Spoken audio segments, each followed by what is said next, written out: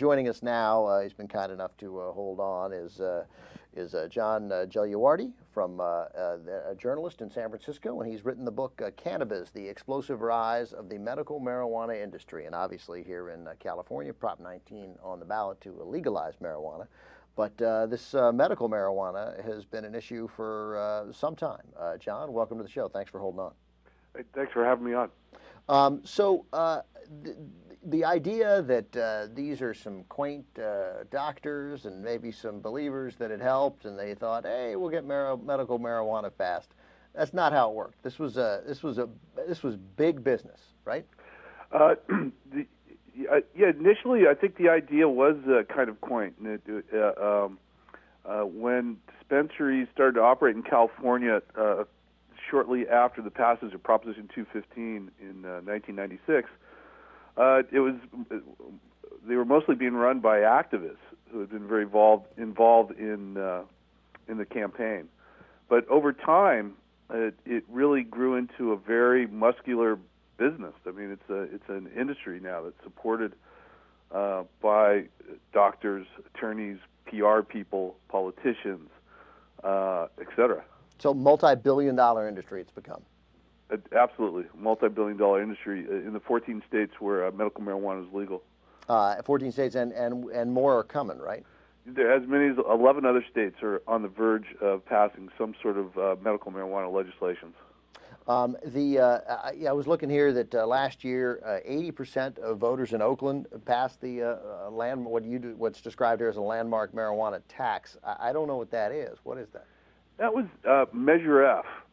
And Oakland has been on the forefront of a number of different legislations that regulate the medical marijuana industry. What Measure F did, it made Oakland the first city to levy a local tax on the sale of marijuana. So for every $1,000 made by a dispensary, $18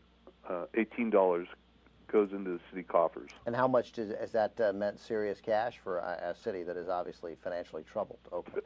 Fairly serious cash. I think the city collected more than $1.5 million last year. And one of the dispensaries in Oakland, Harborside, did more than $22 million in business last year. Wow, 22, that's unbelievable. And the idea that the cities make money from it, I like the idea that Republicans would fight against that tax, that they'd be letting these small marijuana distributors, because those are small businesses, they employ people. What would Prop 19, which would legalize marijuana in California, what would that do to the medical marijuana industry? Technically, it won't do a thing. The medical marijuana industry and the laws that were created under Proposition 215 all would remain the same. There'd be no change on it whatsoever, which could add some confusion. For example, you could, in one city, adults 21 and older would be able to use marijuana and be in possession of up to an ounce. However, if they have their medical marijuana card, they could be in possession of a great deal more. They would have in some cases, be able to grow more in their homes, that sort of thing.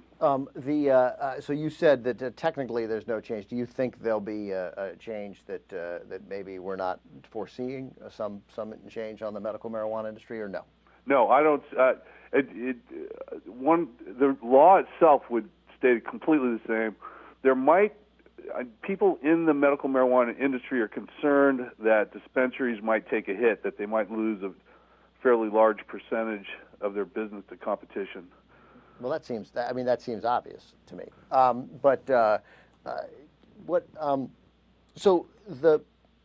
This has become what I see in Esquire magazine named marijuana lobbyist on its 2010 New Jobs for Men list. Yeah, there's the thing about the marijuana industry is it's creating all sorts of ancillary jobs and careers. PR is a huge part of the industry because marijuana often has perception issues, particularly medical marijuana. There's insurance agents now involved in the industry. What are they? What are they insuring? Just the businesses, like against what? Against loss of profits? What's that? That's one of the. It's insurance is relatively new, but now there's policies available for dispensaries, so you can insure against equipment failure, robbery. You can insure vehicles that deliver marijuana or transportation of marijuana, and you can even insure your crops against failure and robbery, etc. The one thing you can't insure your anything in the medical marijuana business. The one thing you can't insure is federal raids. Well, you've brought up a couple of interesting points here, and again, we're talking to John Gagliardi. He's a journalist in San Francisco, staff writer for San Francisco Weekly. His book is Cannabis, The Explosive Rise of the Medical Marijuana Industry. Two arguments against the passage of Prop 19. One, that it will come into conflict with federal law, and Attorney General Holder saying that they'll enforce the federal law vigorously, and it seems that would complicate matters, obviously. I want you to address that point. And the other one quickly that I read that I had not thought of before, which would be the potential for outsiders to come into California to get their supply and take it out, which could theoretically bring some criminal element in. I read it. I don't know whether I believe it, but I thought it was interesting. The announcement by Eric Holder that the adult use of marijuana, the sales of recreational marijuana, would be vigorously pursued by federal authorities is almost identical to what occurred in 1996 with the passage of Proposition 215. And it didn't happen. Well, it did happen to a degree. Certainly, dispensaries were raided by the DEA. Hundreds of them were. A lot of people were jailed. However, it didn't stop the industry. The industry is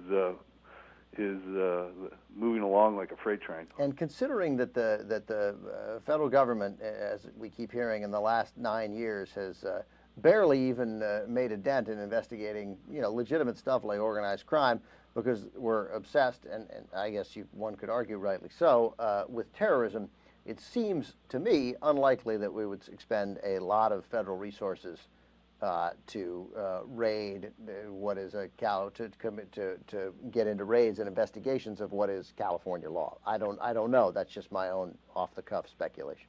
It remains to be seen. It's hard to tell. They did come down pretty heavy on medical marijuana dispensaries early on. Right, but that was 96. That's not as they like to say, the post 9/11 world. I'm probably connecting two things that are unlikely to happen. It just struck me as odd. It struck me as likely posturing by Eric Holder, and not really. But you know better. I think it is posturing. How serious he is remains to be seen. Certainly after 9/11, under George W. Bush, raids on dispensaries increased. I mean, really? All right. Look, what a shock. I don't know what I'm talking about. And then lastly, quickly, what about this notion that outsiders will come in and buy a lot of weed and then go sell it in Nevada? I mean, I don't know. There's a lot of people who criticize this law from a perspective that if it passes, this new substance will be coming onto the shores of America that no one's had any experience with. And the fact is, marijuana has been here for a very, very long time. And there's trade routes already well set up and have been for more than 40 years. I think California, marijuana grown in California has found its way to all 49 other states. Right. So that sounds like scare tactics. I think so. All right, John Gagliardi, thanks for joining us. The book is Cannabis: The Explosive Rise of the Medical Marijuana Industry. It's incredibly relevant now as we move to vote on Prop 19 on Tuesday. John, thanks for holding on and thanks for talking to us. Hey, thanks for having me. I appreciate it.